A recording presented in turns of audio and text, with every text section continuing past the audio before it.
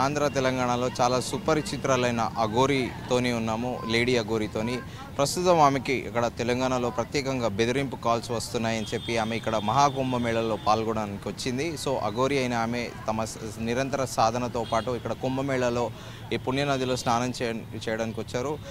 అఘోరిని అడిగి మాటల్లో తెలుసుకుందాము. బాగున్నారా అమ్మా? బాగున్నాను. ఓం నమ శివాయ, హర మహాదేవ్. సో ఇప్పుడు మీరు అక్కడ తెలంగాణలో మీకు బెదిరింపు కాల్స్ వస్తున్నాయని విన్నాము. ఎందుకు, ఎవరు చేస్తున్నారు, మిమ్మల్ని ఎవరు బెదిరిస్తున్నారు?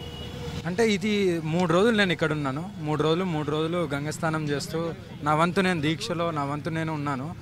అయితే 3 రోజుల నుండి క్రిస్టియన్ వాళ్ళు కానీ ముస్లిం వాళ్ళు కానీ పని కట్టుకొని మరి నా మీద తెలంగాణకు ఆంధ్రాకు వస్తే నీ మరణమే చూస్తావు, అసలు రావాల్సిన అవసరమే లేదు, తెలంగాణ ఆంధ్రాకు మీకు రావడానికి వీలే లేదు, వస్తే మాత్రం నిన్ను ఊచకోత కోస్తాము, నిన్ను రానివ్వకుండానే చేయడానికి మేమందరం పని కట్టుకొని వెయిట్ చేస్తున్నాము, అసలు బార్డర్ కూడా దాటనీయమని హెచ్చరిస్తూ 3 రోజుల నుండి ఒకటే కాల్స్ విపరీతంగా. ఆ సిమ్ కూడా ఇరగొట్టాను.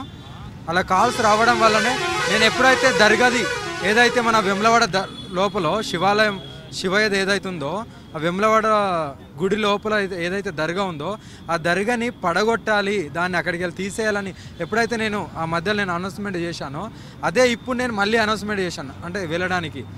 అప్పటి నుండే ఈ కాల్స్ అనేటివి రావడం జరుగుతుంది, నాకు బెదిరింపు కాల్స్.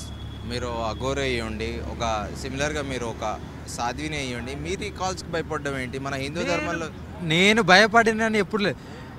నేను ఒకటే మాట, నేను అసలు భయపడను.